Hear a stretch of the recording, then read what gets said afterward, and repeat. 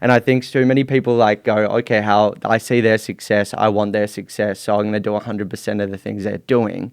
But then you're just copying. One of the main things in terms of success, it's right, it's like finding your point of difference. Like how can you capture attention and retain attention? Like that's the number one marketing rule. 80% of your business is going to come from like your 3 or 5 best sellers, right? And these are the things that people are used to and comfortable buying. The way that you're going to be capturing that attention is doing the 20% of other products that are kind of a bit more out there, pretty much taking a bit more of a risk to have like that signature piece. At the end of the day, if you're building something that you're truly proud of and you can look back and be like, that is me, that's the goal.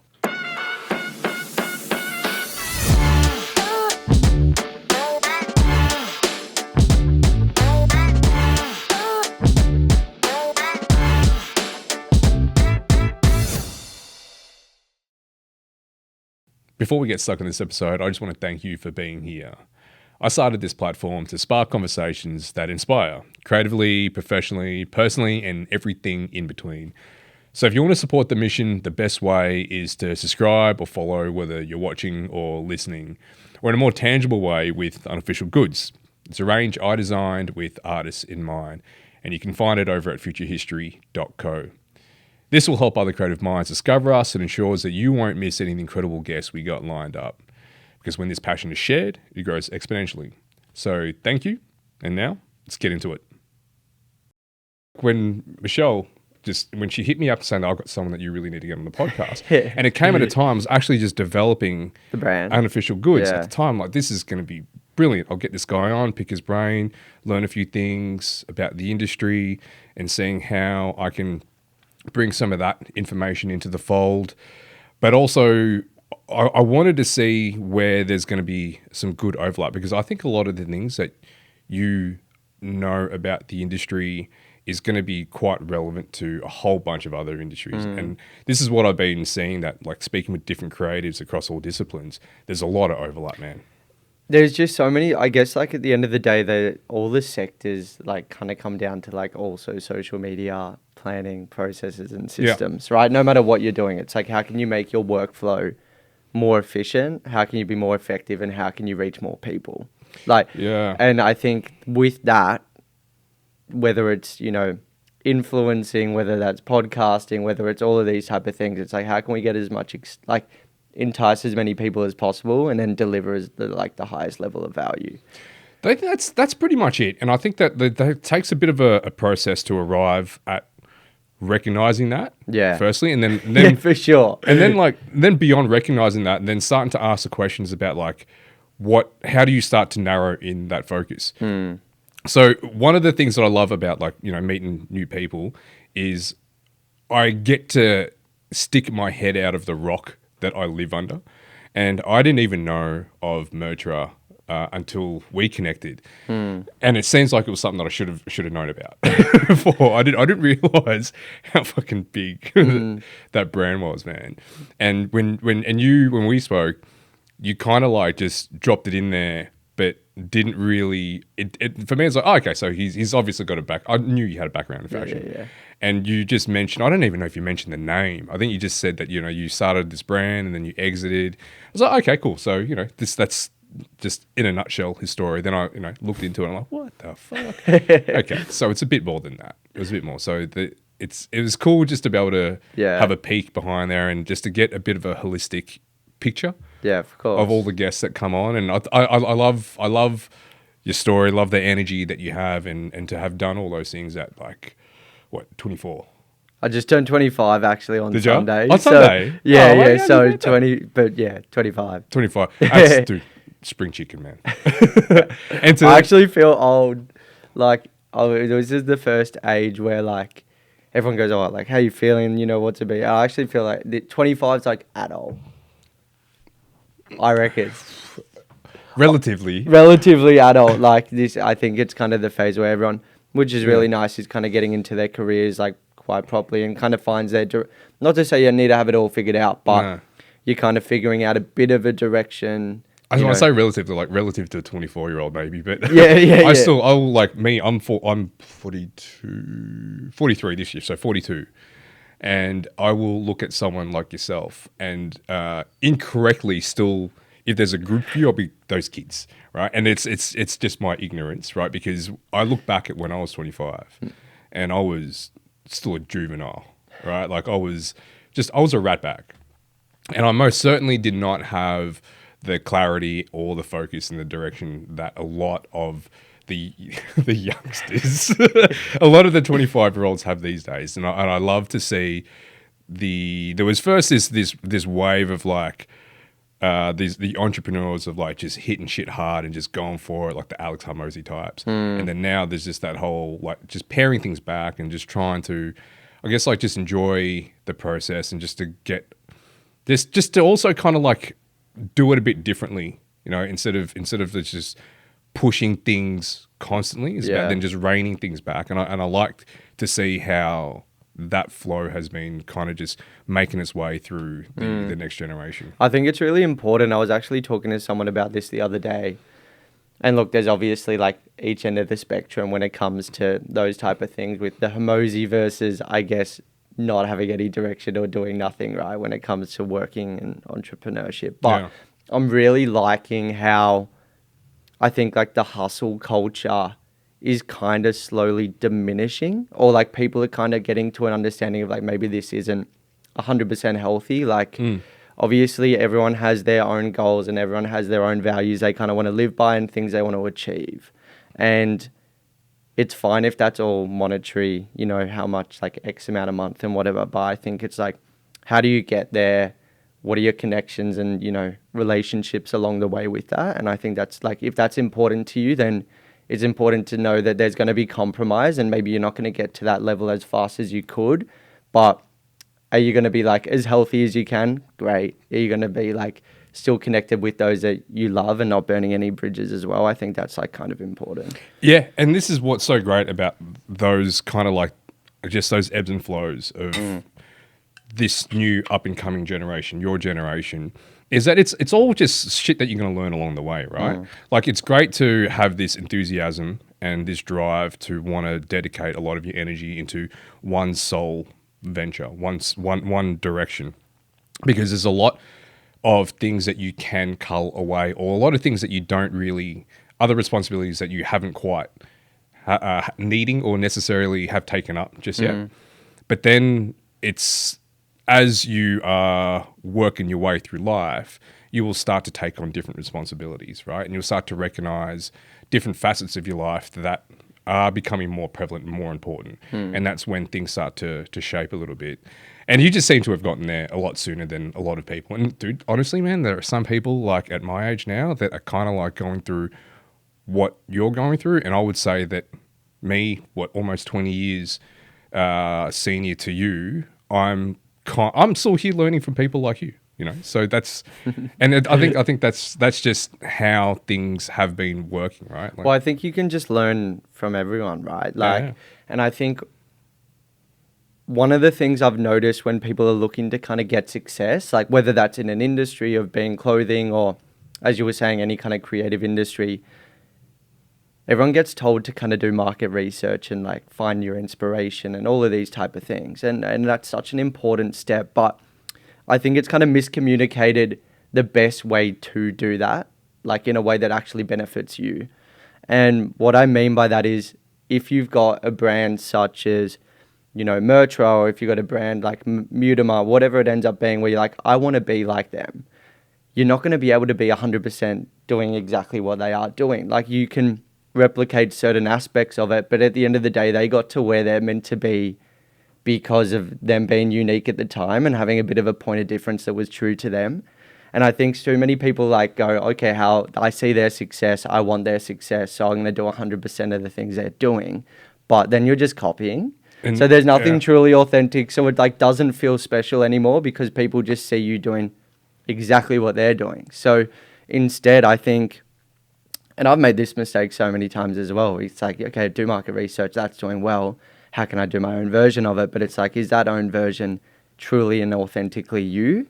And instead it's like, pick 6 to 8 people or whatever that ends up being in your industry that you truly align with, and maybe pick that like 1 or 2 things that make sense. Like Hormozy, he's offers, right, is amazing. Like, there's no one better in the game, but he basically says, like, work is his holiday. Do you know what I mean? It's like, you don't have to 100% agree with everything that he's saying, but if there's something that, like, truly aligns, then that's great. Just pick those golden nuggets that actually make sense to you for the long run. This is a conversation I was having with my wife, I think it was just yesterday, about how that we all, and you are right, I think that we should lean into what makes us unique. And I think that, like, there's no one that's going to necessarily disagree with that, but it's just how you go about identifying what that is.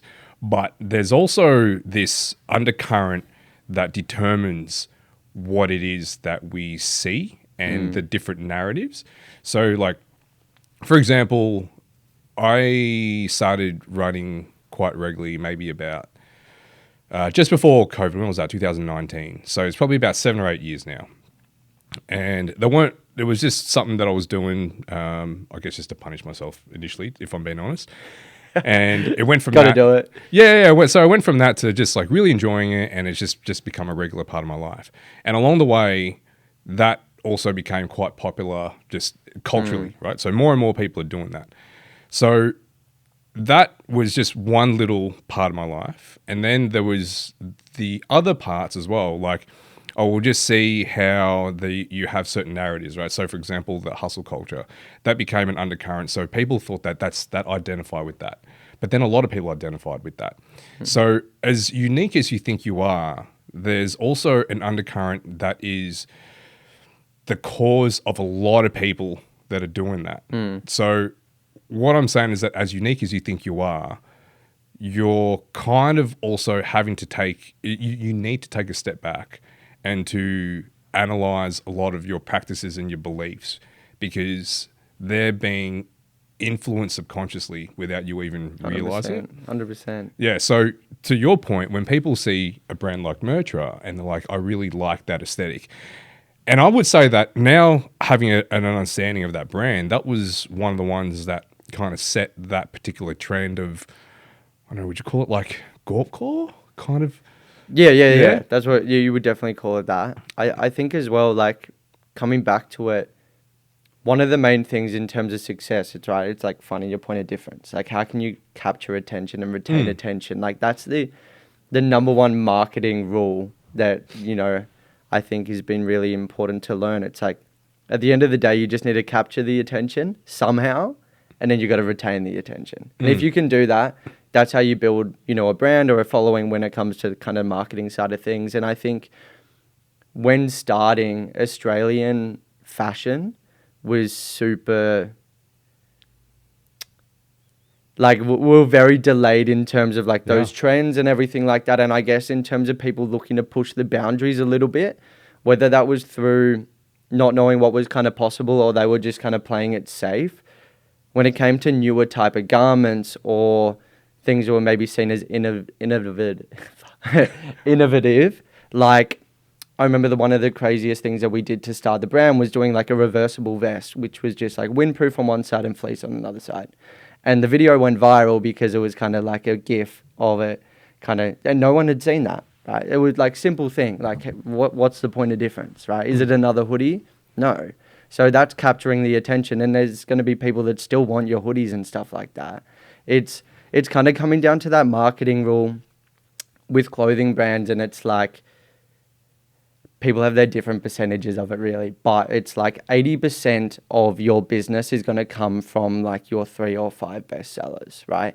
And these are the things that people are used to and comfortable buying. So a lot of the times, like, for example, it might be like a black hoodie, right? Like, everyone loves a black hoodie. It's as simple as that. But, you know, the way that you're going to be capturing that attention of, I guess, 80% of a new audience is doing the 20% of other products that are kind of a bit more out there, like, you know, whether that's brighter colors, whether that's something they haven't seen before, pretty much taking a bit more of a risk to have, like, that signature piece. That's going to capture their attention, and the way you retain their attention is something that they're comfortable in doing. Yeah, so they're the ones that set the tone. Yeah. And then the 80% is almost like a dilution of something. It's a little bit more palatable. Yeah, well, pretty much it's like, at the end of the day, like, it's a business, right? So like the cash flow is just got to be consistent, and the way that you're not going to sell thousands of units of like a signature jacket. You're just not. It's probably going to be more expensive. The buy-in, will scare people, and especially if it's something that's completely new, they're not going to be comfortable or used to it, right? It's not in trend. So maybe they don't want to take that risk when it comes to buying it or, wearing something like that. But they can appreciate the brand, you know what I mean, for, the craftsmanship of what they're doing, and they go, oh, that's fucking pretty cool, and then it's like, but I want to support them now. Like, I really love that.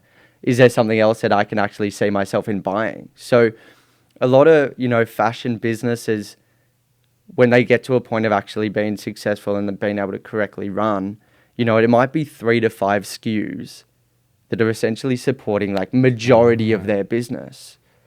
But, they still need to do new and exciting things so we can create constant conversation. And that's by developing new pieces that maybe stand out a little bit more when it comes to like scrolling on TikTok and certain things like that. I like that, man. That's an interesting take, and you are right, man. Like I think that is something that people they haven't quite got their head around. I think that when you're saying that you have those 3 to 5 SKUs, and let's just take a step back away from fashion and even just call it all design philosophies, right? Like, okay, here's a good example is that whenever you go, and they used to have car shows, and the car shows is where you get to see all the concept designs, right? Where the new innovation, the innovative stuff, and where they'll have a car, and they'll go to the nth degree where they'll have some concepts that will be really like defining the new aesthetic or some new tech innovation within the car industry space. And they might then also introduce a new design for a staple of their car. So it could be, for example, Toyota, the Camry, right? And it could be like, this is what we envision, this is how we envision the Camry in 3 to 5 years. And it looks fucking outrageous. Yeah. But then what they'll do is that then they'll just pare it back, right? So that could be like the 20%, what they're trying to capture and what the narrative they're trying to push. But to make it sellable to a broader audience, they're just paring that design back and just removing some of the bells and whistles. Yeah. And and I suppose it's just to make it more palatable. Or something that like just jumps to mind, like Elon Musk, right? Tesla, the Cybertruck. Yeah. That came out, everyone was like, what the fuck is that? Yeah. Like, genuinely, what is that? Like, you couldn't even buy it. I don't think you can still get it, really. But, like, that was 5 years ago. But that's going to create buzz. That's going to create noise. And now people, when it comes to the Model S or whatever it ends up being, like your standard everyday vehicle, people are talking about your business more. And then something that's at a cheaper cost or is, more, I guess in terms of the buy-in, something that you're comfortable with, but like now he's creating noise about his brand. So it's intentionally meant to be divisive then? I think so. Yeah, I think so too, man. It's like, how can you create constant conversation? Like, that's the only marketing rule you should like be listening. And when it comes to a podcast, maybe it's posting a reel every day, right? Or, you know what I mean? You do your weekly episodes because there's something that's new and exciting and stuff. But I guess it's a really bad example, but if you wanted to like get the most views, you'd probably do clickbaiting or something that is going to ruffle a few feathers, right? Yeah. That's going to get more views. And then that's when it comes to your other things, they're going to check out more episodes or your other reels that are maybe more intentional, more education based and stuff. That's it. Fuck. Yeah. You've hit the nail there. This is something that as well that I have been thinking about is like trying to really identify what the ethos and what the philosophy is behind this podcast. And by virtue of that, then I can then just take those same ideals and then transfer them across to the other areas. So unofficial goods, right? Yeah. So that was the idea. But I also recognize that it's still hasn't quite been formulated enough. And to what you were saying about something that's going to, I guess, ruffle some feathers is that one of the biggest reels that I had, it ruffled some feathers, but I didn't think it would. I didn't think it was a controversial take, right? Yeah. So I had Tom Gerard, he's a visual artist, a painter, and he said that anyone can be an artist. And for me, it's like, oh yeah, no brainer, right? Anyone can be an artist. And mate, the shitstorm that caused amongst his network of artists, and then even online, a couple of people would just dish out some comments that colorfully highlighted how much they disagreed. I'm like, oh my God. Yeah. So yeah, that kind of gave a bit of an uptick, but you're right. I think, but sometimes you don't know unless you. Well, you don't know as well, like with social media, what's going to work and what's not going to work. Yeah. Like some of the most stupid things that you'd be like, why am I even posting that? Or like, I don't know if anyone will actually give a shit, ends up doing so much better than something that's like been edited for hours on end. So I guess like when it comes to finding that answer, you need more data and to do more to figure out kind of maybe what those things are. Like now that you've got a subject line, essentially, that you could maybe create 3 or 5 versions or variations of conversations that you probably know are going to spark a little bit of debate for both sides. Yeah. Like conversation is fine. Like if you're getting a few bad comments and stuff, it's like you can't make everyone happy. I think one of the things that, and it's really difficult, I guess, when it comes to finding your lane, and you know, everyone develops that at like different speeds. And I remember one of my mentors mentioning that I was talking about this like kind of business idea that I had in the back of my mind, and I was like, what do you think? You know, all of these things. And he's like, it's too safe.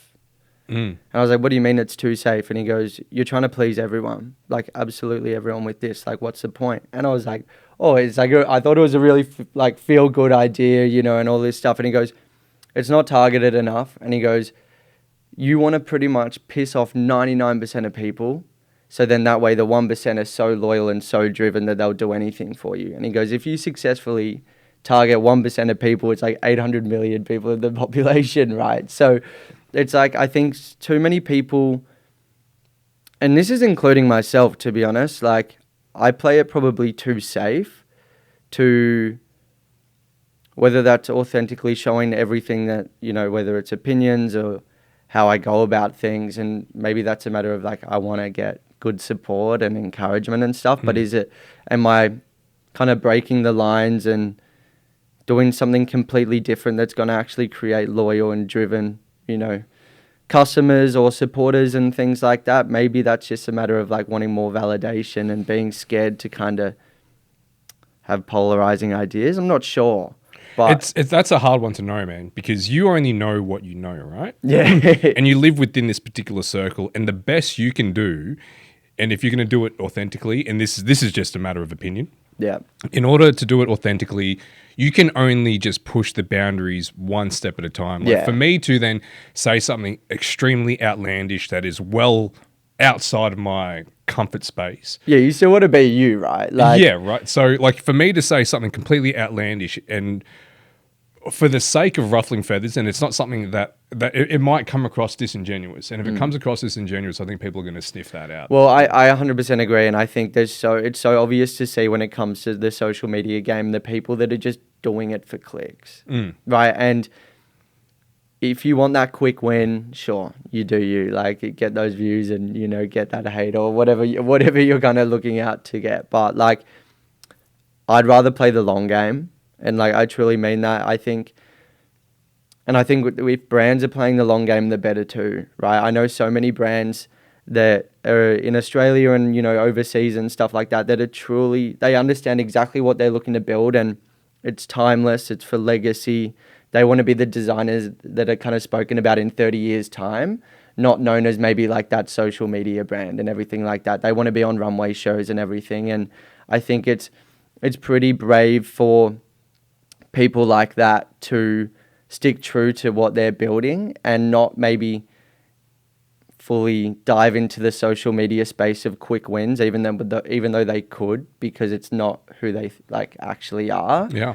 And I think, you know, obviously that takes a lot of bravery, because you're not going to see the results as fast as you could, right? And when you're running a business, it's hard to kind of stay motivated and consistent, and also stay afloat when maybe those results aren't coming as quick as you would hope. But I think at the end of the day, if you're building something that you're truly proud of and you can look back and be like, that is me, that's the goal. Yeah, I don't disagree with any of that, and I'm on that side. And I feel as though that fashion is the space where there's a great deal of separation between the quick wins and the long game.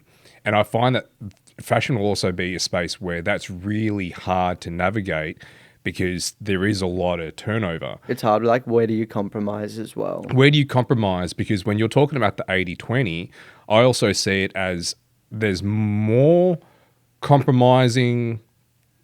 Correct me if I'm wrong, because I could be completely talking out of my ass. There's a lot of compromise with having to design for what's current and not be too far ahead. Not too far ahead, because you still have to go with the tide. You got to go with the tide, and then going with the tide also might mean having to compromise what it is that you are doing. Yeah. Having to compromise what it is that you want to do, rather, not what you are doing. So there's that element, but then also having to do it seasons ahead. Yeah. Right. So I find that the fashion part of it to be probably the trickiest space of all the creative expressions. Yeah. I don't think people truly understand how hard of a business fashion is. Like, I'm very lucky to speak to a lot of people that are doing different things in the creative kind of world. And if it's funny that, like, obviously I'm helping fashion brands and everything like that, get to that next point. I tell so many people to not start a brand. Like, although that's probably not good for my business, like, personally, like, it's true. I think so many people kind of are misguided about how difficult it truly is going to be. Like, especially when you're a startup and, you don't have a lot of cash flow or the experience, like, you're going to be wearing absolutely every hat. You know what I mean? And you're not going to see cash in your pocket for potentially 2 or 3 years, if at all, with that time, because, even if you have a sellout release and all of these type of things, like, the reality is you're going to be spending more money on more stock. You're going to be increasing your investments in, like, say, photo shoots and everything like this. So even if, like, the more you grow, like, the cash doesn't get in your pocket. More money, and more problems. You're not exactly right. And there's going to be, okay, with the more sales, now we need to do a customer service team. Are we paying for a 3PL? And I think the harsh reality is, like, brand owning, if you're in it for the money, like, you're going to, like, fuck around and find out pretty quickly that it's not for you. Like, you really are. Like, it's one of the most difficult things. And the more you get into it, you truly have to be operating at, 6-12 months ahead in terms of planning. And to get to that stage is a lot of time and a lot of money for sampling and production costs and everything like that. But it's the only way that you can kind of be successful when it comes to getting your profit margins and stuff. And I think, talking about I like to say, like, the dark side of brand owning, like, it's a very romanticized industry when it comes to the online space. And you see some, that 1% of brand owners that have that success, and they're flexing their cars and, all of the, the packages and everything like that. And that's great, and, like, good on them for doing that. But when it comes to the realities of brand owning, not a lot of people are going to get to that point. And don't start a brand if that's your only goal. If you're actually creating something that's meaningful and you're motivated and you're just wanting to share it into the world, like, that's where it has to start. That has to be the core passion and driving factor. And obviously, if you want it to become a business and full-time eventually, because that's what you love doing, great. But I think it's, like, a bit of a warning sign of it's probably not going to be what you expect it to be from the beginning. No, but I think that there's also a lot that you need to learn by just doing. Yeah, you just gotta get the reps in. Yeah, and I don't think it's enough for someone like yourself that has the experience in saying that, mate, I'm telling you, if you're going to jump in, these are the things that you're going to have to be aware of. I'm like, yeah, I got it. But then you jump in, and then you're like, oh, that's what Caspar meant. Okay. Yeah. Right. Well, it's like, as you were saying, you don't know what you don't know, right? Like, fashion is probably one of the hardest industries because you are probably 8 different job roles at once. Like, when you're a big business, it's like, what, website, web dev, you're doing marketing, you're doing designing, you're doing your finances, all of these type of things at once. And it's like, in a normal industry, that's 8 different people's jobs in one. But it all falls on you, and it needs to fall on you. Yeah, no, I think just that part in isolation. There's a lot of creatives, not just fashion, I think that a lot of people recognize that very early on. Yeah. And some are then able to gain enough traction, and the traction comes from just consistency and reps. 100%. And I think that that is going to tie back into the whole developing a brand, right? When you're talking about, and earlier when we were saying about like just having something or creating something that is going to be not necessarily intentionally divisive, but is going against the status quo, which is going to be challenging a lot of ideals, right? So when you challenge the ideals, it might just be a little blip on someone's radar, but it's just through the repetition of that message is when it's going to start to resonate, and then when you're going to start to compound a lot of the following and the interest. But then to tie that back in to I guess like more specifically the fashion. Well, before I do that, just to wrap it up, that there's a lot of people that are creatives that recognize very early on that you got to do a lot of those things, right? Yeah. So like I did a lot of freelance. I pared back a lot of the freelance work that I did. So as a freelance designer, as a brand designer, you spend a lot more time in some periods, a lot more time generating interest in your work than doing the actual work, right? You have to do a lot of that promotion. And then when the money comes through, you're doing the bookkeeping, you're doing the budgeting, you're doing all that fun stuff. And I think that goes for everybody. I think one of the challenges that, well, this is only just the one of the challenges that fashion has is that there is a big outlay, initial big outlay. Huge. And you can't even recognize that there is a percentage return of that. Because I remember seeing one of your clips where you said that you got one of your drops and you saw that half of the merch wasn't even sellable. Yeah. So you're not getting that money back, right? And you can't double the price of everything else that you're selling. Yeah. So you're just taking that as a hit, but you still have to continue to sell those like nothing happened. Exactly right. I think there's so many things that can go wrong. And there's as you were saying, there's that understanding of at the end of the day, you just have to get the reps in to find out about kind of what works and what doesn't work. But there's also too many people, because of their excitement, whether they're a creative or not, like, I want to do something, I want it now, I want to write it now. And it's like, it's kind of that preparing as best as you can and doing the research and things like that. I think of like trying to minimize that risk, right? Yeah, and by doing so, then you're like, shit, I need to play this safer. Well, and I think there's obviously, playing it safer is important, but I think it's just setting yourself up like properly from the start. You know, like don't jump in too early just because you are excited. Like one of the biggest issues I think I see is like the creative that's like, I want to start a brand. Cool, they do their first or second design. It's like, great, where's the manufacturer? It's like, how do you know in 2 weeks' time if you're still going to love that design, right? And you know, if you've now designed, 50, 100, you're going to know that those are your favorite too. But if you're only designing 2 things, how are you actually going to know that that's something you actually love?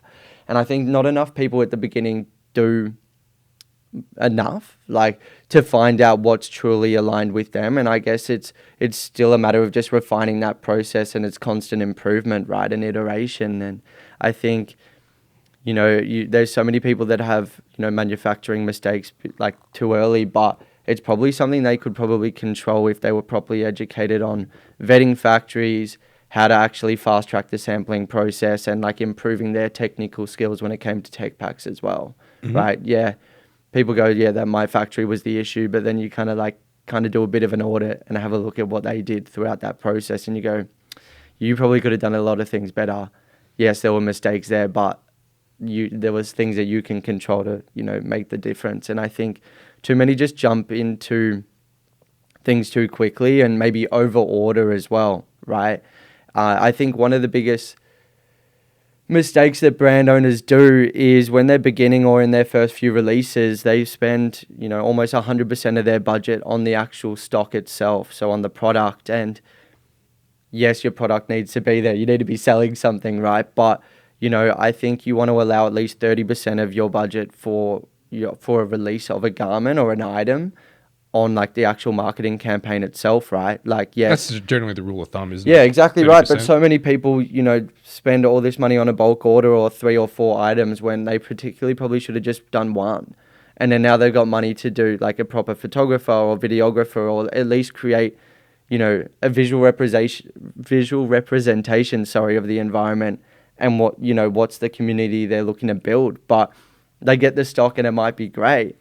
And now they're like, oh shit, I've got to sell this now. And that's when they start to collect dust. They might not have money to, create something that they can put out that's actually going to create that enticement of people to buy into the journey and to, see the product as well. And the vision has to be broader than just the garment as well. So Yeah, 100%. So there's the whole, when you're developing a brand, and I think that we may be using that term not in perfect alignment. I think that because you're talking specifically about fashion brands. Yeah. I would be, when I say brands, I'll be just talking holistically about brands, because I think there's a lot of, I guess, overlap with how any brand should be treated. Like, for example, I've done like brand strategy workshops and with skincare, people that want to develop skincare products and jewelry.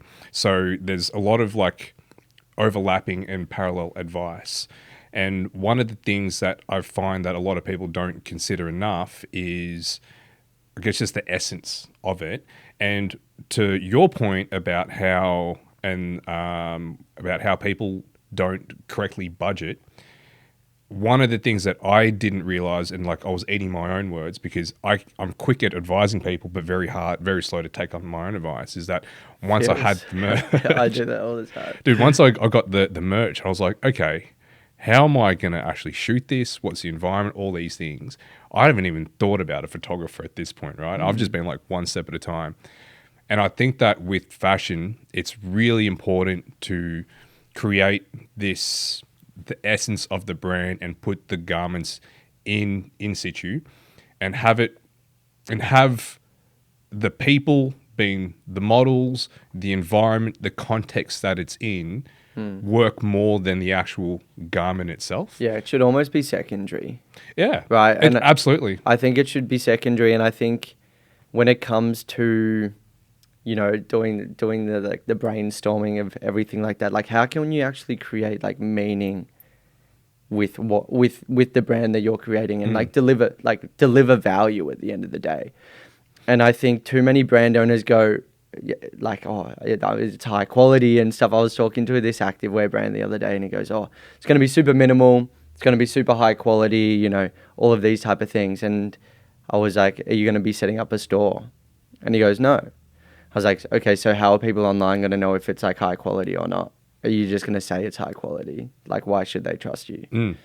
And he kind of was a bit shocked, you know what I mean? And was like, he's like, oh, like I hadn't thought about that. And I think people, it's a shame, like the current landscape for any brand is, it's a blessing and a curse almost. Blessing being we can reach so many people so quickly, and the opportunity to start a business is probably the lowest it's ever been in terms of buy-in, right? Which is great. More people can kind of take that next step to like developing their dreams and everything like this. But particularly in the fashion space, it's a bit of a curse because at the end of the day, clothing is a tangible product and it's a tangible experience. And when you're at Chadson or whatever that may be, like you can actually feel and sense and touch what you're buying. And that's going to be a big part of your purchasing decision, right? But that's what you were saying, like the product is now more secondary because we need to build trust and enticement in other areas. So people can still have that same experience of like, oh, this is a high quality garment, but that isn't going to decide, like that's not going to help them decide when they are online, right? Yeah. There are other signals for that as well. Like high quality, it's either going to be assumed, I believe anyway, that if a garment, you're either going to assume it's high quality or you're going to assume it's piss poor, right? Yeah. Like if I'm going to be buying something from Kmart, I'm expecting it to not last. Where funnily enough, a lot of the stuff, the activewear I get from Kmart has lasted more than the higher priced apparel that I've got. Yeah, 100%. Like some of the most premium brands are terrible quality. Yeah. Like the premium, like in terms of designer brands and everything like that, but it just comes down to the point as what we're saying is like they're not buying in for the quality of the garment. Yeah. Like they're just not. They're buying into the luxury, they're buying into the status, they're buying into like what's the value system. They're buying into the value system. Exactly right. So it's like, okay, cool. How can we create I think it's how can we create that middle ground between like the value system of like what's the community you're being bought into if you buy the garment, and then like it should be high quality. It should be high quality nonetheless, right? Like that should be a given. It should be a given, unless you want to explicitly make it not so. Then you can communicate that in other ways, right? Like, Yeah. there are brands that just that's their angle, right? Like it's just to intentionally downplay the quality and saying that we're not here for quality, you're not here for quality either. Yeah. But then on the flip side, when the sports apparel one, that's got to be a tough space to play in these days, man, because that is saturated. Oh, terrible. Yeah, Like, and there's the margin of separation from one brand to another is fuck all. They're all communicating the same thing. It feels like I think so for sure. I think it went from, the more, in terms of the activewear space, it was the big hitters. Do you know what I mean? Like Nike, Adidas, Under Armour, LSKD, all of these type of things. And then in terms of in the Europe space anyway, it was like UVU Club, Represent 247, and they were doing things a little bit differently initially. Those like former two. that's more leisure wear kind Yeah, of style, leisure right? wear, and I guess like they were just kind of building into the performance-based culture of like the founders themselves, like George Heaton and like Adi Gillespie, and that content was super unique at the time, where it was just like the super raw performance. They're on the ath track sweating, like you can hear, essentially the real world effects of like pushing yourself, and it wasn't romanticized at all and everything like that. But then, I've genuinely had like 5 or 6 conversations in the last 2 months of people in Australia being like, I want to start my own UVU kind of inspiration. It's just, as you were saying, it's just so saturated, and speed is everything when it comes to, speed is absolutely everything when it comes to just like the everyday world right now. And I think that's why it's so hard with brand owning, because trends are changing so fast. Like what's in fashion and like what's seen as desirable is changing so fast. So when you're just completely copying someone, like it's going to be too late, right? They're operating 6 to 12 months ahead. And when by the time you get to building what, you're looking to replicate, like it's going to be seen as old and boring. And I think, people are going to move on pretty quickly. And that's why so many brands don't last. Yeah, I think there's a bunch of reasons why a lot of brands don't last. Yeah, thousands. To be honest, I think speed is definitely one, but I think what that speed ties into is just the lack of innovation. And when I say innovation, I mean more in the creative sense. Yeah, I agree. Like innovation, more creative imagination. Yeah. And I think that a lot of people lack that, or at least they don't take it to that next step, right? So they see something that that catches their interest, and they want to emulate that rather than taking inspiration from that. They want to emulate it, and I think that that's where it ends for a lot of up and coming businesses. They don't have that creative prowess to then take it into a more unique kind I think of it's just direction. challenging yourself. Challenging yourself, being a bit daring and a bit bolder with your next move. And I think one of the things I like to do with my clients, and it's a really interesting thing, is when they send like a design, I say like sit on it for like a week or two and then like try and create 3 more variations from that finalized design, just to challenge themselves a little bit further. Yeah. Right. And I think they might like fall back onto the same one, but it's like, okay, is that truly our favorite one now? It's like, great. Cool, let's do that. And it's just taking that added next step and almost that like extra 10% effort to really refine and get to that point of going, this is it. So to tie that back into the activewear and apparel, it being saturated, there's a brand that I've probably like unintentionally been shitting on, but I'd say this with like the utmost respect, right? Because it's quite unique. Elite 11.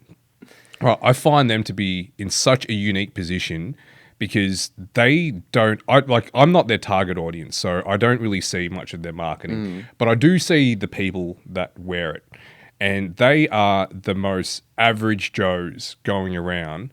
And I mean that in a nice way, right? Like there's nothing pretentious about the people that wear that brand. It doesn't come across as a pretentious brand. They've managed to capture, if you want to put everything on a bell curve, you have a lot of these brands that are going to the tail end elite. So like, for example, Gymshark will be going for the people that lift, right, and lift big. I think that they moved away from that, but they're moving back to that. They're trying to capture that.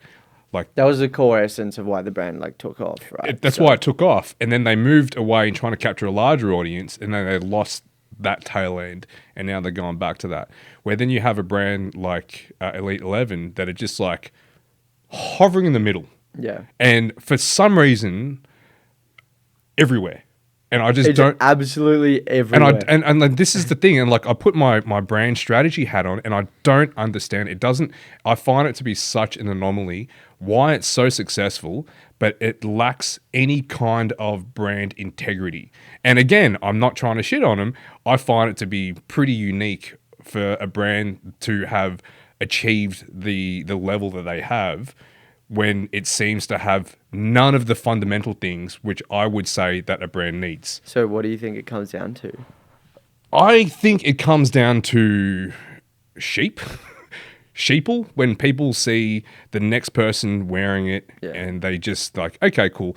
I think that they have created some really good brand awareness just by saturating that middle market. Yeah.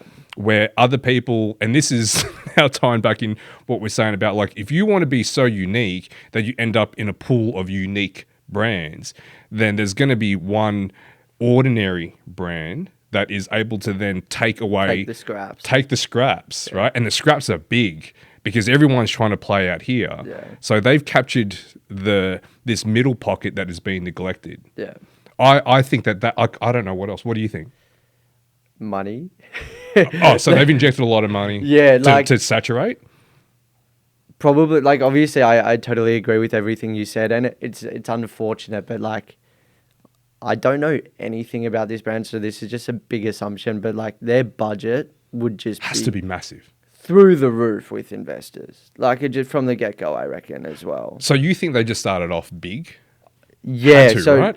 Had to be. So maybe not. If it wasn't, then like fair play to them. They're dope. But like obviously, I think when it comes to the e-com space, like their ad spend would just be so like the reason why they're able to saturate is because they're everywhere, because they're just doing advertising absolute. Like they're creating constant conversation because people are swiping every 3 Instagram posts and seeing them being retargeted like 4 times a day. Yeah, okay. So is that in your brand processing guide? Say start with a massive budget and then... Exactly right. No, I think obviously the more money that you have, the easier things become, right? But I think too many brands go into, I guess, paid advertising too early, potentially as well, right?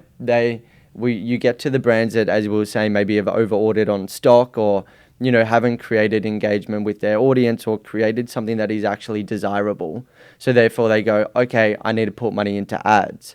But at the end of the day, your winning creatives when it comes to ads are going to be the ones that have performed best organically because we know that they're connecting with your audience, right? So like you talk to most brands out there and, you know, for example, Privacy, he's one of my mates, Ryan, is in Perth. And like, he's a perfect example of that. Like he found winning creatives with his audience initially, organically, and then started doing paid advertisement after that. And I think that's the best way to go about it. You obviously want to have a mix between organic and paid ads, but too many people go into paid ads too early and it's almost like pouring like water into a leaking bucket, right? How are you going to create a successful business that's consistent, right? And if you ask yourself, if you turn the money off for ads, is your business still going to be like rolling? And a lot of the times when it comes to fashion brands, they'll say no, right? Like, one of the craziest things is like, how can you build build that cult like following? So organically on drop night, like you can get, you know, sales and that people are like on the side ready to buy no matter what, right? Like you want that first, and the stock that doesn't last, like afterwards, like you can kind of bank on with some ads. When you at Mertra, when you had that drop, that pop up, that drop where you had like 1,000 people rock up to it, there was already, I guess, how far into the journey were you when that happened? Like maybe a year. Oh, a year. Fuck. So a year into it, so you spent a year building the brand. Yeah. You did that drop, and that to me is best case scenario. Yeah. Yeah, I think that I'd like, agree. yeah, like you really couldn't ask for more than having 1,000 really like emotionally invested supporters that are going to be queuing up for a drop and not even knowing whether or not they're going to be able to get their hands on a piece, right? So that is best case scenario. How does that compare to playing the long game? Because that to me is a quick win, a quick win in a very short runway that not many people are going to be able to achieve, Yeah. especially if you're going to be playing long game strategies. Yeah. Long game strategies aren't really going to be yielding that kind of success within a year. Yeah. I agree. Yeah. So where's the balance, or how would you identify what would the advice be if it's long term, but then also sometimes you'll just get fucking lucky. Well, yeah, I guess that's the thing. Like, there's a lot of people that are building long term with all of the, and then like it can just take one video, right? Or like it can take one garment. I know Simon, who runs Milk Bar, a brand in Melbourne, I absolutely love, and he's been doing the brand for, I think it was like 6 to 8 years, and it was one video last year. He did like a tank, like a singlet and everything like that. And he's been so true to his brand for that like last, 6 to 8 years. But then like this one video went off and he's like, okay, bang, now we know what to double down on in terms of the style of content, the storytelling of the content, and then also kind of the visual creatives that have kind of been built from that too. So that's what's allowed him to absolutely scale. And this last year, he's just absolutely going through the roof. Like, fair play to Simon. So as you were saying, in terms of, I guess, navigating that quick win versus playing the long game, I think it just comes down to creating something that you're proud of and then finding what you're looking to build. Like if it's the long game, maybe you're not going to be doing a clickbaity title or type of video, right? But it doesn't mean that it can't go viral, or you can't repurpose your content in a way that's trying to align with kind of what's in trend at the moment, right? Like one of the really good examples of that is I would say when it comes to like brand owning, there's like, I guess, iPhone content versus your cinematic and your full campaign type of content, right? And you see brands that go one way or another, right? Like a lot of kind of girls fashion brands are all shot on iPhone and everything like that. But one of the cool things in terms of talking about that repurposing of content in like staying true to yourself is there's like a trend on social media, which is kind of like the shoot versus the shot, or like the behind the scenes versus the finalized output, essentially, right? And what a lot of people are doing and noticing is like, okay, on the brand page specifically, you want to be putting something that you're 100% proud of, and that's that campaign high quality video. But when it comes to a platform like TikTok that's maybe seen as less professional, and you want, I don't know, to seem more authentic and like iPhone based content, like a lot of people are doing a clip being like 3 to 4 seconds at the start of the behind the scenes, going the shoot versus the shot, and then it jumps into the campaign video. So it's not actually changing anything on like, I guess, the professional dashboard being Instagram, but it's repurposing the content in a way that's kind of in alignment of the trends that are happening right now. Yeah, that's right. I like that. Yeah. Yeah, so would you say that with Mertra, at that, having such a short runway and getting that early success, was there then a point where you're like, fuck, we actually need to change our strategy? I think there's in terms of any brand, and I think gone are the days, even if you look at like Supreme, right? They were doing those drops back in 2016, and there was the drop like models, and everyone was like going to these collections and buying whatever they could, what I mean, a crowbar or whatever it was. They were like doing the desirability. It was just absolutely madness, right? I think when it comes to brand owning, like playing the long game, you need to have, as we were talking about, there's like the everyday available things, and then there's also like things that are maybe more exclusive, right? The scarcity. So I think if you want success as a brand, and this isn't always the case, and obviously everyone's going to have their own opinion, but having like a hybrid drop model is probably your best bet, I think. And that's kind of having more exclusive items that are maybe, you know, still providing that urgency and scarcity. But then there's also going to be items that are essentially paying the bills behind the scenes through like paid targeting and retargeting in the background. Yeah, this ties into a few points that have been raised about not just in the fashion sense, but also just with visual artists, where there's they're talking about accessibility, right? So you have an artist that will be painting on canvas, and let's just say if you are a visual artist and you paint on canvas and you're selling each piece for north of 10K each piece. Yeah. So, which is fantastic if you're in a position to be able to do that. You're attracting a particular, very small market, a small segment of the art collector market. But what you're also discounting and removing yourself from is Prints. the 99.999%. Yeah. Even with prints, the prints have to be priced in a certain way that Doesn't devalue. doesn't devalue, so you're still pricing some people out, right? Yes. So now there's this concept of the there's a blue chip, the red chip, and the purple chip artists, right? So like the blue chip artists would be the ones that would potentially be like exhibiting in and NGV will have their collection. They'll do the rounds for 3 months. And then there's the red chip artists, like I guess like the new modern day artists, the new generation of artists, especially the ones that are being raised through social media. So a lot of their work could be digital, and to have different entry points to appeal to different collectors, right? So it could be prints, it could also be other forms of merch, it could be other collectibles, it could be just something as simple as like start with stickers, start with key rings, just find different entry points to bring in this wide audience and to be there for them and to tier them up. So as tiered pricing, right? And because at the end of the day, what you want to be is an artist. You don't necessarily want to exclusively be a painter. You want to be an artist yourself. And how do you then put yourself out there as an artist and to not pigeonhole yourself?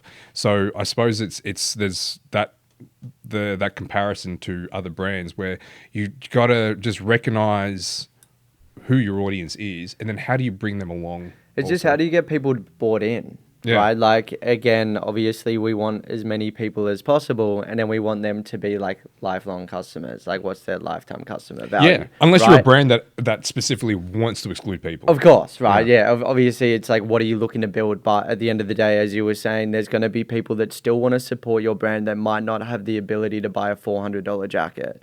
If you're going for that, we're only targeting a really exclusive kind of higher end, more premium luxury, then like do your thing. But I'm talking for like the generalized, population and stuff. And that might be as simple as like the tiered pricing is like as simple as like a hat being bought in, a hoodie versus like a signature jacket. Right? And consider it all as advertising as well. Yeah. Right? Like if someone's going to be wearing your hat, it's just like it's a walking billboard. Right. Exactly. So I think people kind of, at the end, and I think as well, one of the things that brands aren't doing enough is understanding the importance of it's a lot easier to get someone to rebuy your products if they are impressed than finding new people to kind of be bought in, right? Like if you create a positive customer journey or like experience that's like, as you were saying, being that walking billboard, whether it's word of mouth or even them like buying further like collections, like what's the lifetime customer value and their average order value too? It's a lot easier to kind of retarget that trust essentially compared to trying to get new people bought into the brand itself. Yeah. But I suppose like when you say that, it's still because you've done the legwork to convert them from 100%. Unknown. It's the conversion, right? And the customer journey. They've already been through all those stages and those steps, right? Yeah. So I think, and I think as well, people need... One of the things that when there's so many things brand owners have to do, right? Like there is so many brands, and I think they forget that people like don't have to reward you for your effort, and also have a lot of shit going on in their lives as well, right? Like your work, your whatever it is, your social, your fitness and stuff. Like, people don't owe your brand anything. They really don't. And it's like, they don't know the work that's been going on behind the scenes for 6 months for like a potential simple t-shirt release, right? Which it's just the case. And it's like, I think whether you give people an understanding of that by educating them through the journey itself, or, you know, as simple as like creating value in other ways with sparking conversations with them, making sure that like the FAQs are good, you know, starting a DM and a conversation of what they're actually looking to do and build. Like, how do you create value? And it's finding out what they want. Yeah, but then that's also gives you intel as to which direction you need to not just pivot towards, but also pivot away from, because it could just be starting to identify areas of this is what the audience wants, but then you're like, fuck, that's actually not the audience that I wanted to cater to. Well, it's like, you don't decide what is cool, your audience decides what's cool. Yeah, then it's just a matter of just trying to find your audience then. Yeah. And obviously a middle ground of that, and like understanding what you're looking to create and, you know, still being proud of it. But I think too many people kind of forget that like you need your stuff to sell. And if you've got an audience to like to talk to and communicate to, then like great. Like, one of the best things and practices I think it's really good to do as a brand owner that's maybe been like around for a little while is like looking at your top customers that have like supported you the most in terms of the amount of purchases. Create a WhatsApp group with them. Yeah. Create a WhatsApp group with them, spark the conversations with them, show them the behind the scenes, and, you know, they're the closest that you have of data of like your lifetime customer that's loyal to you. So talk to them. Yeah, you heard of the concept of 1,000 true fans? Yeah, I have. Yeah. It's great. Yeah, and that's essentially what we should be looking at, because like the thing is that like a lot of the numbers on social media don't really reflect what's happening behind the scenes. And, you know, I think that just doing all this, trying to get a better understanding of what those numbers actually reflect, you learn very quickly that it's proxy for other things, right? So if you have 1,000 followers, 10,000, 100,000, 1 million followers, that the engagement doesn't work in the same way for 100%. Those different groups, right? So then what does that mean? So it's like, relatively speaking, that if you have smaller number, you will have a relatively higher amount of following. And as you grow, a lot of that's going to start to dwindle away. So the overall numbers might be higher, but the percentage is going to be lower. So I guess that as you're growing, the focus should just be even narrowing who it is that you're trying to cater to. 1,000%. I think you'd rather, as you were saying, have those 1,000 loyal customers than, you know, 100,000 people that might follow your brand, but like they don't care, right? Like, I know so many brands that have, when you maybe come across their page, you know, they've got 50, 60,000 followers or whatever that may end up being, and no one's really bought into what they're doing, and they're really struggling financially. And then I know other brands that have 4,000 to 5,000 followers that are actually just absolutely just killing it, just man. Crushing. Yeah, where they could just, you know, do a limited drop of like even like 10, 20 pieces and sell them for an exorbitant amount, and then gone. Yeah, just exactly like that. Right. Yeah. So I think that it's just identifying what it is that that you're trying to do, that you want to do, and then maybe then it's a matter of then like really putting in a focused effort into finding those people right off the bat, like very, very quickly, finding those people first. Yeah, 100%. And I think, you know, when beginning, and obviously you've got to find your lane, but it's like, as we were talking about, like, what's the work behind the scenes that you can be doing from the get-go to set yourself up properly, right? And branding is probably the first step of that. What are you looking to create?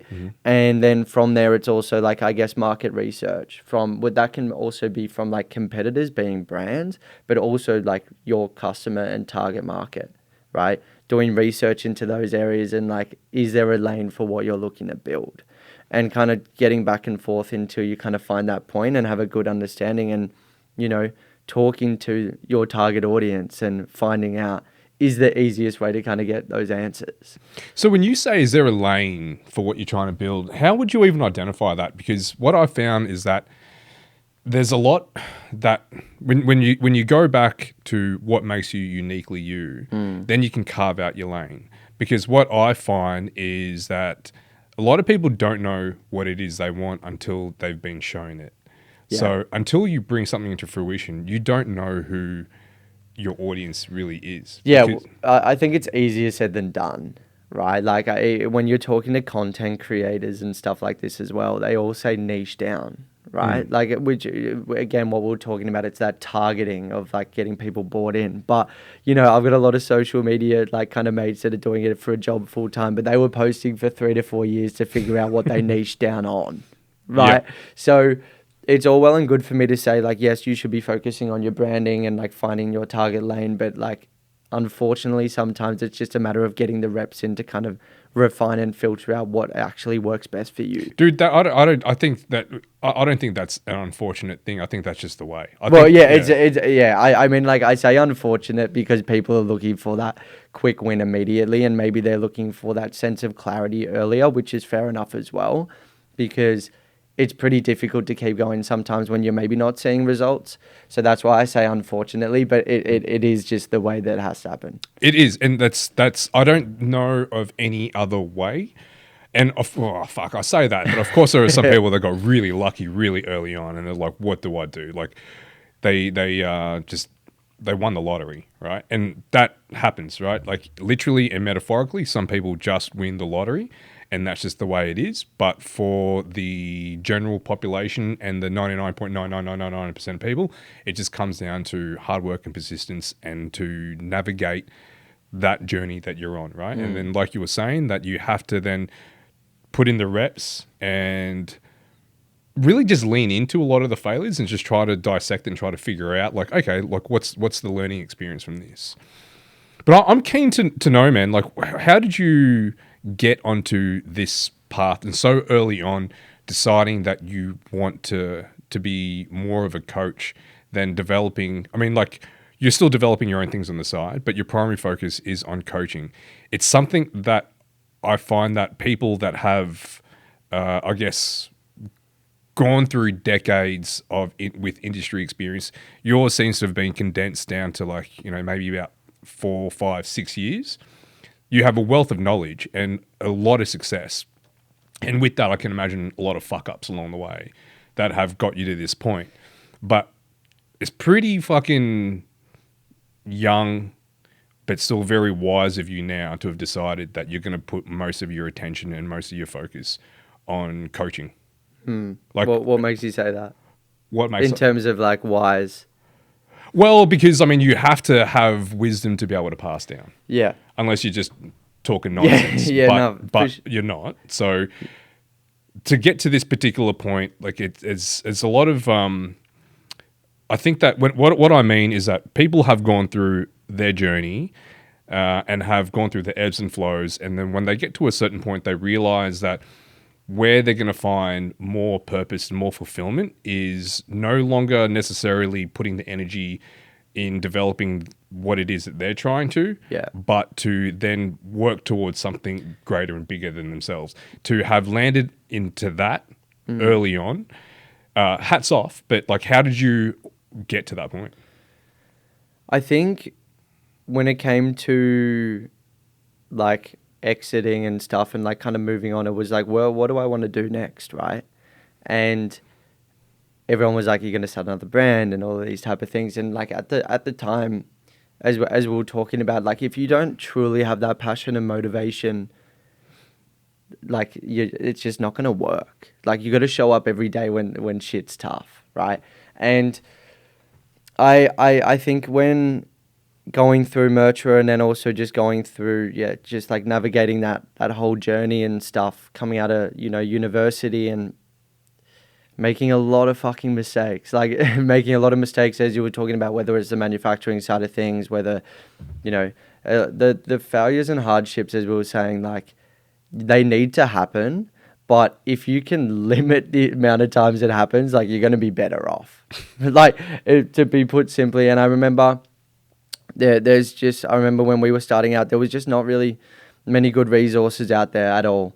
And it was us truly just like going through and navigating like what makes sense and what doesn't make sense. And obviously everyone's journey of like how they get success is a little bit different, right? There's not just one way to kind of go through that. But when I came out of it, I was like, I wish there were so many people that were messaging me anyway, whether it was in the brand or, you know, afterwards, you know, saying, how did you do this? Blah, blah, blah, blah. And it was just like, it was really, I got a lot of, I got a lot of excitement about being able to provide a solution that gave people relief, you know, and I think that was a really nice feeling. And I was just like, okay, maybe let's see what this kind of, how I can do this, right? Like that's kind of how it decided, like how I started navigating it. And then I think it's changed a little bit through that too, because it initially was, okay, I'm going to be doing, you know, coaching and advising. How can I help, you know, so many people, right? Like as many people as possible. And I was like just almost saying yes every time. And it got to a point where I had to have some really like good reflections and be like, is the coaching call with this certain brand or something that I truly believe in what they're looking to build and like what they're looking to create and their character and nature. And sometimes that was a no. So I think that was something for me to learn, to almost take a backward step in terms of like finances that are coming in, to actually be working on things that I truly believe in and that are in direct alignment as well. And I think that comes down to, as we were talking about, the hustle culture and things that are like draining versus those that kind of fill your cup up, if that makes sense. And what I noticed as well, more specifically in the last 6 months, is when it comes to like solutions for fashion brands, there's a lot of resources or templates and digital products that I think are they are definitely useful, but it's for that kind of beginning stages, which is great. And we need to have those solutions. But when it comes to actually growing the business side of things with processes and systems, like, there was really not kind of anything out there that I thought was truly valuable and like widely accessible for those that are actually looking to take their brand seriously and allow them to kind of show up every day and know which levers to pull. So that's why I was kind of working on like the operating system, which I just kind of launched, which is essentially an all-in-one tool and workspace, whether you're a solo kind of brand owner or work in a small team, to actually take your business and know what lever to pull and what like visibly is happening across all departments of the brand itself. So it's the behind the scenes for an established brand already. Yes, Yeah. I would say so. I mean, like if you were starting out and looking to kind of truly set yourself up in a way of, you know, to grow to a full-time thing, like if you've got more direction, know what you're showing up for every day, I would argue like it's still just as important to like set yourself up correctly from the get-go. But I mean, there's so many people that have started their brand journeys and, you know, already launched and understand like how many hats you have to wear, right? And when you don't have a sense of clarity of like where everything is, like what you're showing up for, having that ability to plan, you know, 6-12 months in advance, which we were talking about, and making sure you know what's actually truly urgent to be working on in that moment, that, you know, you might have limited time when you're doing this as a side project as well. I wanted to kind of create a bit of a solution for that so they can kind of get to where they want to be sooner. So this is it in a way for you, right? So like you were saying that a lot of people would just tapping you on the shoulder and messaging you, asking for this, that, and the other. Yeah. Just the amount of information that you just have to put out there, it would just be endless, and it could just be, you know, so broad and yet so specific to them. And a lot of those people, I'd imagine, would also kind of just be wasting that time and energy because they're not in a position to actually do anything with that information. Potentially. I think it's actually really interesting from where I was when I started like my brand research and journey. There was probably a lack of solutions about the best way to get to where you want to be. Mm-hmm. And then things have changed up until this point where there's almost too much information with AI, YouTube and stuff. People are kind of becoming overwhelmed about which direction to actually take. Yeah. So I think so many people actually just want, you know, a soundboard and being like, which direction should I take to action it? Again, it might not 100% work straight away, but at least like they're going to be taking steps to actually progress to to figure out, okay, what's right and wrong for their brand, instead of kind of being in this middle ground where there's so much noise and you're like, fuck, like, which direction do you take? And then people don't actually take any action at all. Yeah. And I think that a lot of the advice that's been dished out is obviously coming from a very unique position, right? So this particular next step worked well for this person, but then that is on the premise of all the other steps that are taken beforehand, right? So it's not a true reflection of all the failures and successes that the next person 100%. who's going to take that information. It's like that. I can't remember the name of this entrepreneur. He put out this tweet. He said, these are my lottery numbers. Go ahead and, use them now. It's like that's essentially what the advice is kind of like. Like you're asking someone. I love that. That's great. Yeah, I'll dig it up for you. But that's essentially like, he was obviously taking the piss. But that's essentially what we are looking for. We're looking for that silver bullet. And what is the thing that got you the success? Like we want to have that quick win. And I guess what I was saying was that, you will have a lot of people at different stages that tap you on the shoulder. But now by creating this framework, you have essentially just culled a lot of the very, when I say early stages, but the ones that aren't ready to take it seriously. Yeah, because 100%. they're not in a serious frame of mind. They're still here just tinkering with an idea. It's like, It's nice that they are tinkering with an idea, but I get the sense that the space that you're playing in is people that have kind of like, are you familiar with the Dunning-Kruger effect? Where it's essentially there's imagine this graph where when you're at the starting line, or just imagine like any kind of journey, right? Yeah. So you're at the starting line and the confidence is high, and your knowledge and understanding of the industry or whatever it is that you're doing is very low. So you're like, oh, I'm going to start a fashion brand, but then you don't know all the things that you're up against. Yeah. And then you take the first step. And then as soon as you take the first step, you then become a little bit more aware of the problems that you need to face. And then you're like, oh, okay, cool. Okay, I can handle that. And you take another step and then another. And all of a sudden, poof, you've hit this valley of despair. Yeah, I know that Hormozy talks about the valley of despair. Okay, all right. Yeah. So then it's that. Then you land in this space, and it's up to you. You can either just bail or you can continue this upward trajectory, right? Yeah. You can start walking this upwards now.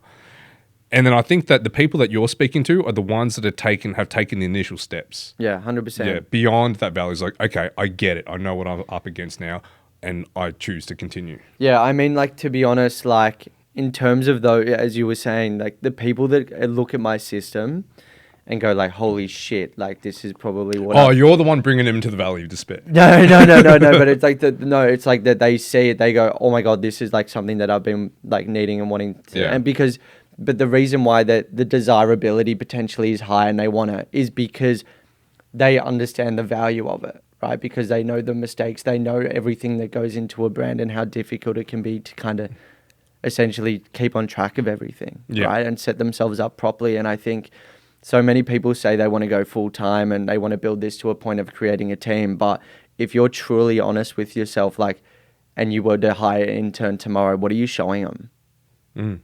Like, and a lot of people in terms of their systems and processes, like, it's all up here, which is fine. And like, you have to go through that. But like, if you're truly wanting to build a business and build a team where you are full time, like, you're going to have to create this, like the Avengers eventually, and set yourself up properly from the start. I think too many people mistake, whether it's investing in systems or processes and learning kind of the back end bottlenecks of their business too late, and they think it's only for big brands, right? But how are you going to get to that point sooner, right? Like, set yourself up properly from the start. And if you know what levers to be pulling each day, if you can automate repeating tasks, and that way you can show up for those work sprints like with more clarity, you're going to progress faster than you ever would, right? And get to where you want to be sooner. So I think there's an understanding when people are kind of shown the solutions, they get the value of it. But because you don't know what you don't know or what's even possible, sometimes it's just a matter of people are just like uneducated about the situation. Yeah. So I'm going to put this on you, right? I've what you got for me? Yeah. So I've gone into this year with a shift in focus. where with this podcast, I have spent a lot of time just kind of like moving through and kind of not really being clear with what I want to do and where I want to take this. And along the way, and if I was being honest with myself from the start, I would have said that I want to take this really seriously and I want to make this as big as I can make it. And then towards the end of last year, like my wife, she suggested that she's like, why don't you just make some merch? As a way of just to start figuring out ways of monetizing this podcast. And I like the idea of merch. I do. I think that it's great when, you know, you have, whether it be YouTube channels or artists, when they have avenues for people to, I guess, just to support, but also just to wear something and to have, you know, that share the same values. What I didn't like was just to simply slap a logo onto something. Yeah. And having conversations with people along the way about creating a brand and apparel. I didn't want to contribute to the problems of, I guess, just the environmental problems. And in a roundabout way, I may have, you know, because it was one of those things that the initial strategy was to print on demand. Yeah. But for the quality I wanted, I couldn't do. Yeah. So I went off. Sacrifice somewhere. You got to make sacrifices somewhere. So I'm comfortable with holding stock for a bit longer and to just have that kind of working in the background. But along the way of the process of deciding that I'm going to now create some clothes and so on and so forth, I've now inadvertently created almost like a sub-brand of Future History. I wanted it to stand on its own legs, but still tie back into the podcast. Right. The Future History was never always going to be just a podcast. I guess I just wanted it to represent something and to speak with artists, and then from there have other platforms that contained or that was like had the same value system. Yeah, I understand. And now along the way, what I found is that I may have been a little bit too audacious with what I was trying to create with Unofficial Goods.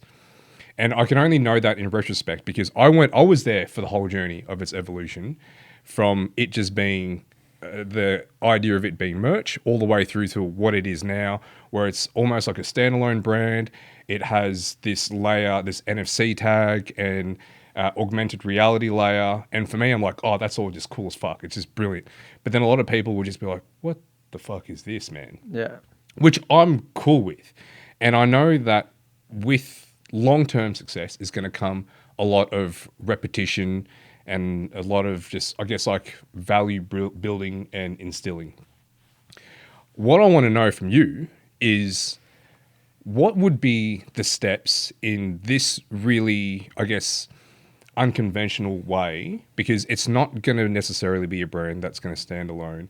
I want it to tie in to this podcast, but so it's working in a very unique way.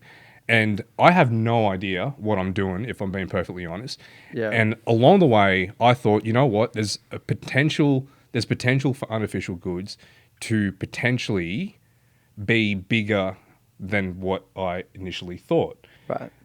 It could be a standalone thing that is far removed. And it's almost like if I wanted to put the energy and the effort into building it up, I certainly could, right? Based on everything that we've spoken about. I'm not sure if it's something I necessarily want to do standalone. I want it to be part of building an overall ecosystem. So with that... In terms of the ecosystem, are you talking about like the overall kind of message and ethos of what you're building with the podcast as well? Yes. The messaging and the meaning can be the same, right? Yeah. That's the point. Yeah, so I think it should be standalone first, and then the podcast can tie into it, because at the end of the day, you're the founder of both. So you're saying just develop them independently from the jump? Well, I think like at the end of the day, you're going to have your own, in terms of it being a brand, right? People are going to be able to support you for the brand itself, and then people are going to come through other avenues, being yourself, like in terms of the podcast. Actually, that's the key point, because aside from all that is that I'm going to be putting in dedicated effort into building my own profile. Yeah, your personal brand, right? So at the end of like, I work with a lot of people that are like technically seen as influencers, right? And they've got a brand separately. Like the brand isn't merchandise. The brand's its own standalone thing. But of course, people that trust, the personal brand or like loyal supporters to them are going to be more inclined to buy from that brand itself. But it doesn't mean that if someone comes across it that's completely new, that doesn't know who you are, for example, or doesn't know the podcast, can still buy the garment for the garment itself. Yeah. Okay. So with that being said, I actually, as I was developing all this, and when I had in my head, I'm like, fuck, this could actually be bigger than the podcast itself. I got all the social handles. I got the domain. So they're all sitting there and parked, ready to go.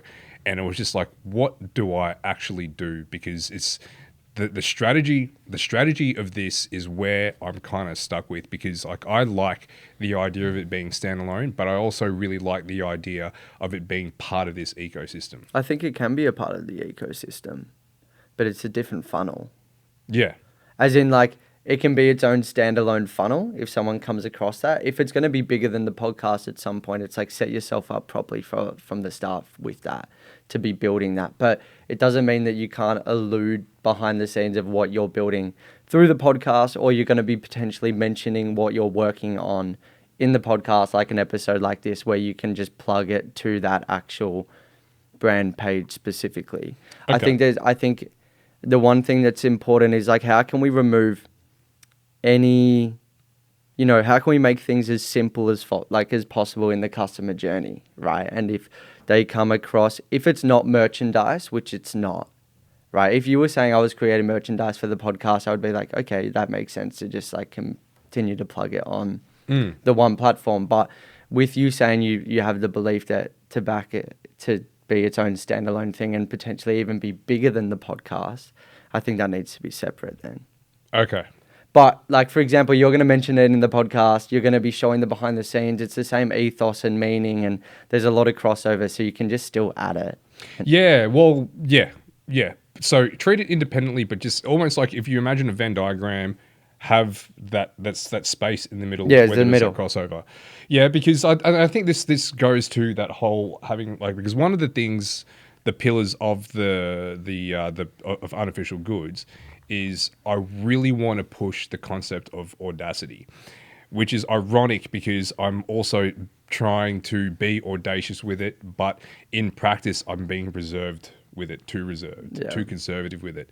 And so I've used unofficial goods and that mentality of being audacious to then transfer that across to future history and then to be more audacious with this as well. And that's kind of why I always thought that they'd be coming up in parallels. But I think strategically what I've thought is that at some point, because it's called Future History Unofficial Goods, as a way of leveraging future history and playing and transferring the value system onto that brand. But then eventually it's just going to be standalone unofficial goods. Yeah. That was the thing. So you think that just right from the jump, just keep it separate. I reckon. Fuck. All right. Well, I mean, keep it separate in the sense of like, Give it its own 2 feet. yeah, Yeah.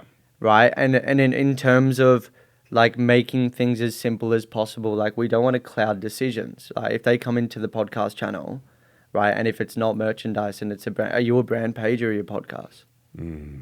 Right. Okay. And it's like, okay, if you're trying to find those loyal customers and supporters and find people that are bought in, are they bought in for the podcast or the brand? It's hard to know. It is hard to know. And that's kind of why I was trying to distill it just down to you're here for the values, right? We're here. The conversations is one thing, but it's more just the essence of what are these conversations giving you. Yeah. And I wanted to transfer that same essence onto the garments. And when you wear the garments, I want you to feel like The exact same. And I think you can still kind of cross promote that through what you are building with the pod. Yeah, promote that with what you are building with the podcast and the meaning and the messaging, and like I guess the people you want to be bought in are still the same, but then it's also like someone might just like the garment for the garment itself. Yeah. like do you know what I mean? Like keeping it simple. So yeah, I think in terms of with that, there's so many, and again, it comes with everything. If there's other areas that you're building, whether it's your personal brand, and if you are building your personal brand, for example, like, and people are being bought into it, like they're going to kind of support kind of whatever you end up doing. Like, not whatever, but like Tom Noski is a social media creator. I'm not sure if you know him. Yeah. He's like, absolutely love him. And he was saying like building your personal brand is kind of one of the most valuable things that you can be doing, right? And he said like, it's ridiculous to say, but in 10 years time, if I write a book, I'm technically an author because of the following that I have. Yeah. Even though he's never done it before, right? But but it's just like because people are bought into his journey and bought into what he's like creating, he's got 500,000 people that he can target whatever his like next venture is. The strange thing about someone like Tom Noski, and not him in particular, but just the evolution of like people, the ones that have a story and a journey, that I only know of him as a coach for people who want to be successful on social media, which is really strange, right? Because it's like, who are you? And then the answer would be, I'm the person to help people get successful on social media. I'm like, that's kind of, it's a strange place to be because, yeah, because the thing is that like, I didn't know all the pretense behind it, right? Like I only know sometimes when he drips feed it. But for like from him being a photographer and stuff, you mean? I didn't even know that. Yeah. So I just thought he did triathlons. Yeah, no, he was originally. So he's actually kind of in. Maybe I did know that. But yeah, so he was a photographer first, and I think he started like creating videos essentially based on his photography itself, and then that kind of slowly developed into him creating content for what he was doing and building, and then like that. Obviously, you got a following and an understanding about, kind of creating what's required. Yeah. And I think obviously the systems and the processes of what kind of worked for him, and now obviously he's at a stage where he's sharing that information. Like, I think he, compared to a lot of creators, is probably like one of the best in the game. He's good. He's really good in terms of delivering value and kind of showing who he really is. I really love his stuff. Yeah, same. Yeah. Yeah, I guess like my whole thing with that persona is that you just ultimately become a coach. Yeah. Right. Rather than having anything of substance that build you into that position, I only know him as a coach. Yeah. And I guess, I mean, look, man, like it's working. Yeah, he's crushing it. He's crushing it. He's crushing it. So he earned himself to that position, and it just seems like that the success that's coming his way is because he's able to help other people gain similar type of success. Yeah. So it's, whatever it is that he is instilling with other people, it seems to be true. Yeah. Which is good. There's not a lot out there. There's some, but most of it is just nonsense, man. I agree. So it's hard to get that cut through. But I think that he's been around for quite some time, man. So I think it really comes back down to having that long game mentality and going through the reps, refinement, and just the persistence and constantly showing up. Yeah, I think it's so easy for people to kind of come across their success and kind of a sense of bitterness about it because they don't understand how long things have taken. And like I know that with Tom Noski specifically, he's like a point of view, he didn't give up, and it's like his first YouTube video at like 2017 or something like that. I love seeing, and it's just like that's so dope. Like it's like, yes, people might be like, oh yeah, you got lucky, or it was like that one reel or whatever, but like what's happened behind the scenes for them to finally get to that point, to kind of get that level of success. And I think that's one thing that can kind of be super motivating when times are tough. And I mean, even for myself with like content, like I put a lot of time and money investment into it, and in terms of like figures and stuff like that, maybe I'm not where I need to be, but there's a cool little fire in me to know like it genuinely can just take one video.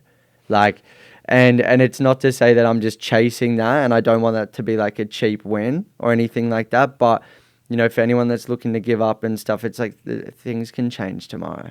Things can change in the next hour that like you didn't foresee. So, yeah, and I think that's also kind of what I was alluding to with that. They just have to go through the journey, right? Yeah. Because I don't want to encourage the concept or the ideal or romanticize this quick win, something going viral, because it's like playing the lottery to win the jackpot. Yeah, exactly. Rather than building something sustainable, right? that should really just be it. And I think that it becomes quite transparent in the practice of doing that. If you have the blinders to wanting to achieve that quick win and you're here for the long game, I think that is something that people resonate with more. Yeah. And I think it just reeks of bullshit if it's done any other way. Yeah. But yeah, so you're off on Friday. You're going to Perth and then to Bali. Correct. And From then there? to China. And to China. And then to Florida. Jesus. So China for sourcing, Yep. Florence for a fashion show. No, I guess so. Like one of my friends actually has an apartment there, so I'm pretty lucky. Like I'm just like pretty much just going with it, like him. But when I'm there, I want to pretty much do some factories in Italy, Istanbul, Portugal. Right, yep. And do some similar stuff if I can do that and like set that up. Obviously, it's a little bit harder over there, but So this is for networking? I want to kind of be able to, yeah, correct. So like I think in terms of when I'm going to China and everything like this, not alone is like I want to pretty much be able to provide resources and solutions for people that come to me. Brilliant. Whether I work with them or not, like on a one-on-one basis weekly, if I can point them in the right direction and being like, this is someone like reliable and like trust, go for your life. That's great. Like that's like kind of what I'm doing it for, right? And then so I'll get content along the way and do some education-based stuff of like tours, talking to the factory owners and everything like that. Build that network for myself and I guess my clients as well, or those that are watching the videos. And if I can do some direct introductions, great. And then I also want to be able to do that type of content of the ins and outs of kind of the industry and what it actually truly is like, both maybe almost like the comparison between China and Europe, which would be really cool, I think. Dude, there's going to be a lot of value in these conversations that you're going to have with people on the ground, and there's different areas for within the industry that people don't have access to because of just the travel being one, time zone. There's just so many barriers. Yeah. And to be able to break that down for your clients and just for the general populace, I think that's a lot of value that you're bringing there. Yeah, it should be fun. I'm really excited. How long are you away for? In total? Yeah. I don't know. I actually don't know. It's been pretty stressful. Not stressful, but like I'm very lucky. I've got a really great group of network in terms of my friends and my family here. Like I'm very blessed, and it's a really hard one to kind of go like what I'm looking to be building and doing isn't kind of in this environment, being home. Yeah. And, like I saw, 4 of my best mates last night just for like a chill, casual dinner, which we kind of look to try and do every kind of fortnight or month. And like giving them a hug and almost going like, I might not see you for like 4 or 5 months. And, obviously I'm very lucky to be able to kind of have those feelings, and not many people have that network and kind of maybe the amount of people they might be missing and stuff. So like truly blessed to be kind of able to admit that. But it's been super stressful trying to get around to like seeing everyone that I need to see, and it is truly important to me and that I'm going to miss a lot too. So yeah, I look, things can change so rapidly as well. Like I can say that I want to be doing all of these things, but there's going to be times where you need to prioritize other areas, or like I might need to come home for, family reasons and stuff like that. So we'll just play it by ear. But yeah, 2026 should be pretty fucking exciting and pretty fun. And I'm like super keen to just, as you were saying, like move with intention and go all in. Like I can reflect back on the last couple of years, and it was just learning and navigating this kind of new journey and like what I was looking to build, and maybe not having a sense of, I didn't have clarity on what that was, or maybe who are those best people I'm looking to target, or I can help the most, and being able to say no in certain areas as well. And I think now the clouds are kind of moving to the side a little bit, and there's a little bit of a blue sky that I'm ready to chase, and it's just like really making me super keen to just like dive in and just see where it can go, and go all in and just invest in myself and kind of be a little bit selfish as well along that time. Man, I appreciate that. I'm doing something similar to a smaller scale, but definitely just that level of focus and and discipline and persistence. And when I say smaller scale, it's only because this Not is just smaller scale at all, I don't reckon. it's just the stage that I'm at. You know, we'll reconvene in 12 months' time. Yeah, we'll do a 12-month recap. Yeah, just see, to see the changes of what happened. Yeah, and I think that's the thing. When I say small scale, is just with the intention of taking this to a different stratosphere. The moon. Yeah, yeah, and beyond. But dude, even amongst everything that you got going on, catching up with your best mates in limited time, I appreciate you coming on, man, and just sharing this conversation with me, Appreciate mate. it. It's been awesome. I've had a great time. Yeah, Thanks for same, having dude. me. Appreciate it. Caspar Tremlett, thanks very much, Let's man. go. Thank you. Dope.